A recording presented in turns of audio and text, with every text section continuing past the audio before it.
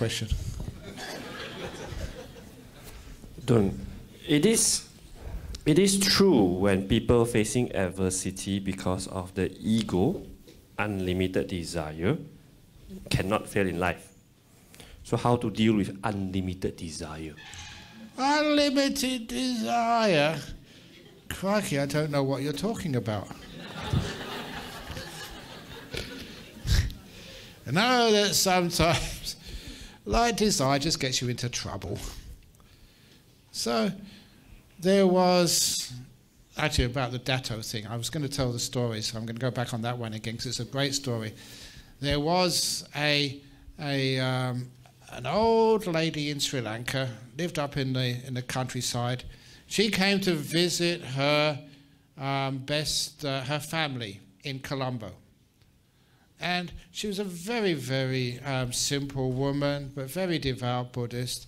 And her family said, what can we get for our auntie, as a nice present? And so what they decided was there was a retreat going on for 2 or 3 weeks. It was run by lay people. And they would teach meditation, but also teach some suttas as well.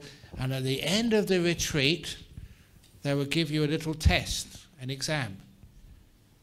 And on the basis of that, your depth of meditation, your understanding of the Dhamma, they would award you certificates. And they decided to sponsor, their auntie. And she accepted, the sponsorship for quite expensive retreats. And she did really, really well. At the end of the 2 or 3 weeks, the organizers came up to her and said, Auntie, we're so impressed with your meditation and your depth and your understanding of the Dhamma. We've discussed your case, and we're very, very happy to award you stream-winning certificates. We've decided you're a stream winner. And at that, she got very upset and very angry. And then, why are you so angry at us? Stream winning, that's a very high stage of enlightenment. It means you're not going to get reborn in the lower realm. You're destined for full enlightenment within 7 more lifetimes at most. Why are you so angry at us? You're a stream winner. I said, you don't remember me, do you? What are you talking about? I was here a few years ago. You gave me non-returner certificate. You've demoted me.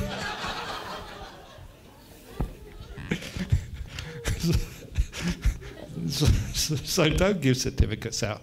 So if it's Datu or Ajahn this, because sometimes they have this, and these conferences, you get these titles. Like, as a monk, if you're 10 years, you become Tero. 20 years, Mahatera. 30 years, Megatera. 40 years, Gigatera. 50 years, Terra.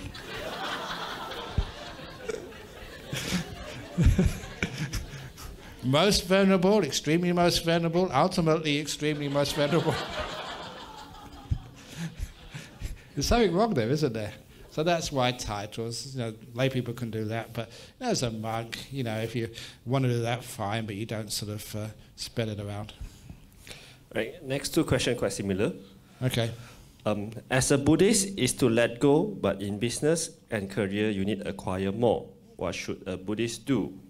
And similarly, how does a Buddhist strike a balance between detachment and responsibility? Yes, I'm a very responsible monk. I have so many responsibilities. Sometimes I call them my franchises. They got the Brahm Center in Singapore. They got Bodhinyana Singapore. You got Bodhinyana International Foundation over in Hong Kong. You've got the Brahm Society in Colombo. I got what I call them franchises. Mac Brahms.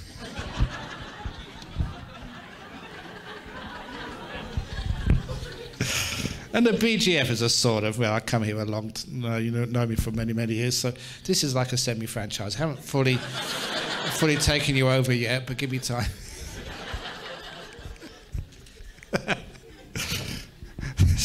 So, what was the question again? Sorry. Oh yeah, how do you let go and not be attached? Yeah. So how you do when there's something to do, you give it everything you've got. So you really put your effort in. But you know, you're not always the abbot. So I am only a part-time teacher. So when I leave this room over here, I'm going to go and meditate or go to bed, and I'm not going to worry about, you know, what I taught you. I'm only part-time, okay? And when I meditate, I just meditate. I let go of things. So that means your responsibilities, when there's something to do, you give everything you've got. You really put a lot of effort into it. I told this to the people downstairs. This is what Ajahn taught me. When sweeping, give everything you've got with the sweeping. Really put all your attention on the broom to make sure you do it well. When you're eating, you're not sweeping. You know, make sure you eat just the right amount. You pay attention to the food so you know it digests pretty well. You don't go talking to people or thinking about what you have to do next. When I'm meditating, I give it everything I've got. I forget what I'm going to do next. I put all the attention in just to meditation. Forget everything. When I am, what else? Sleeping. When I sleep, I don't worry about, oh, what did I do, you know, just a few minutes ago? What am I going to have to do tomorrow? Otherwise, you never get a good rest. And so it's the same as when you go out of the room over there, when you pass the 2 donation box, make sure you give it everything you've got.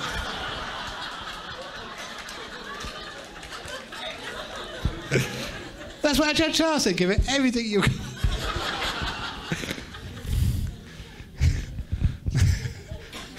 No, we had that actually. There's a gentleman from Mangala, a lady from Mangala Vihara in Singapore, just came just before I left to come to KL. And it's there somewhere in the books in Mangala Vihara. The first time I went to visit there, I was in Singapore, they took me around, and after showing me around their temple, they gave me the book, the visitor's book to sign. So I signed the visitor's book, you know, your name, Ajahn Brahm, your address, Bodhinyana Monastery in Western Australia. And the next I thought, like comments, it wasn't comments, it was amount you're supposed to donate. And I realised instead of picking up the visitor's book, I'd pick up the donation book.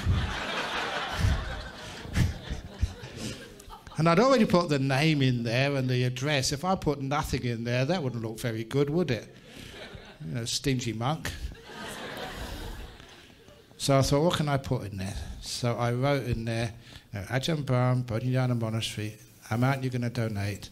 I wrote, my life. And it's in there somewhere. I was really actually proud of that. I thought that was a really nice thing to write there. When you give it everything. So as a monk, I give my life. So it's in there somewhere, so you should go and find that. You can auction that. It'll be worth a lot of money. The next one. One last one or? Keep on going, yeah. Okay, so I'll just do a last one. Okay. All right. There's usually 3 last ones. That's when they say photograph, one last photograph. Yeah, sure. Oh. What is your understanding about enlightenment? 1, is it freedom or enlightenment for the self? Or 2, is it freedom or enlightenment from the self? It is not the freedom of desires, the freedom from desires.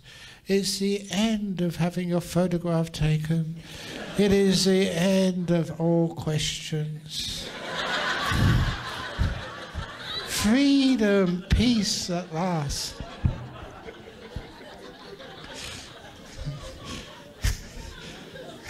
So anyway, about the end of wanting, because that was the last question. I didn't really finish that off totally. You know, as a Buddhist monk, I keep my rules very strictly that I don't accept personal donations. So any donations out of gratitude goes in the box, not to me. But there is a loophole. And this is a loophole.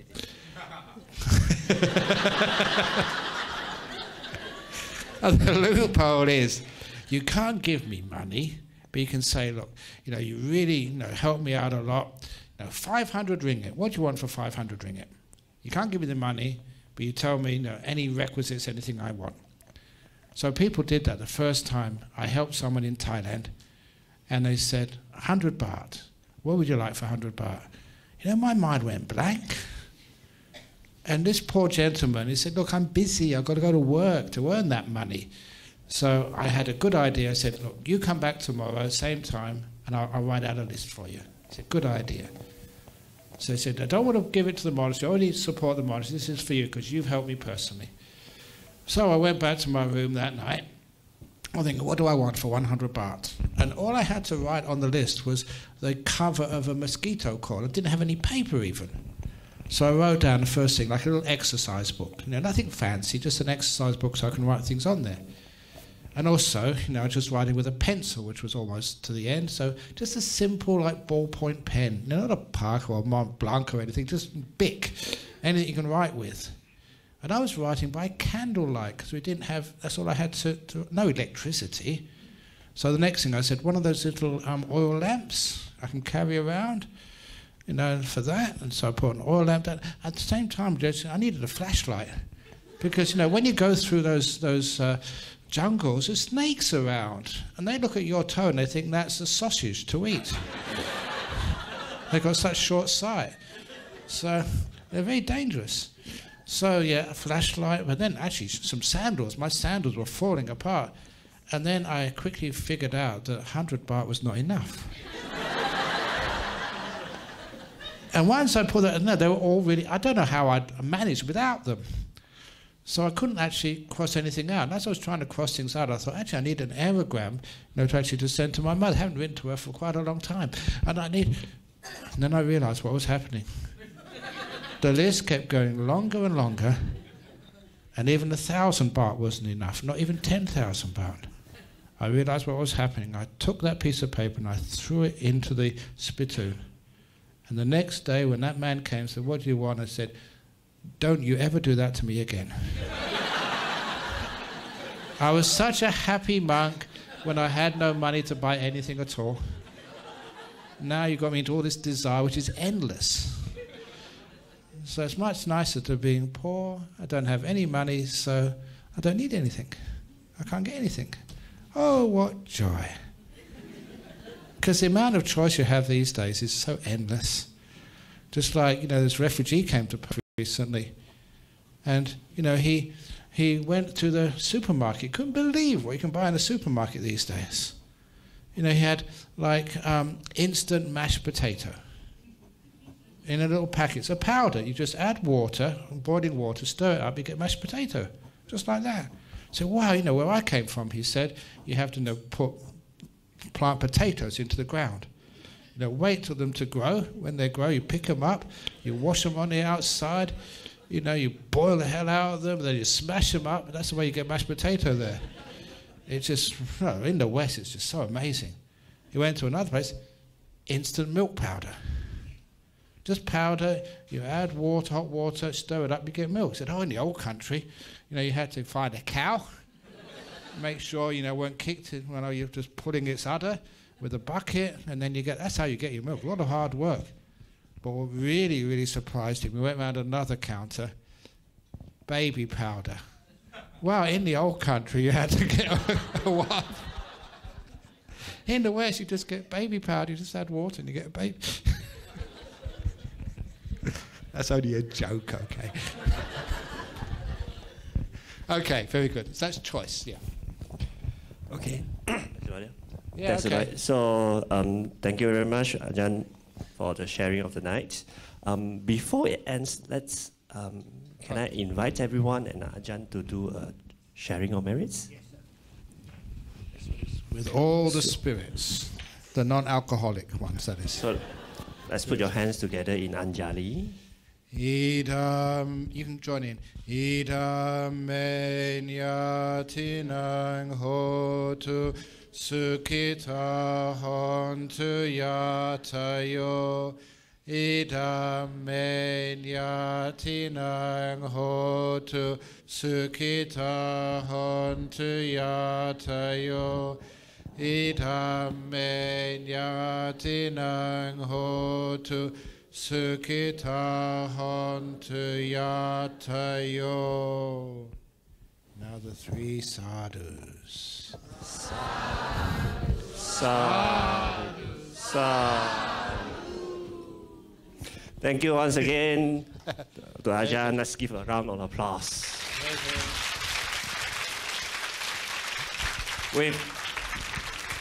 With that, do we have a photography? No. With that, that marks the end of our tonight's talks, Sailing Through Adversity.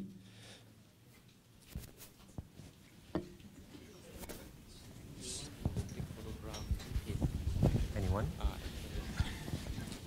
Anyone who would like to take a photograph? No, right? No, right? Really? Oh, wow. Really? Really? So, please try. Yeah, a photograph. Your photograph? Yeah. Anyone with a photograph? Sure, come. Photograph, signing books, whatever. Oh, photograph and signing books, whoever bought the books of Ajahn okay. Brahm.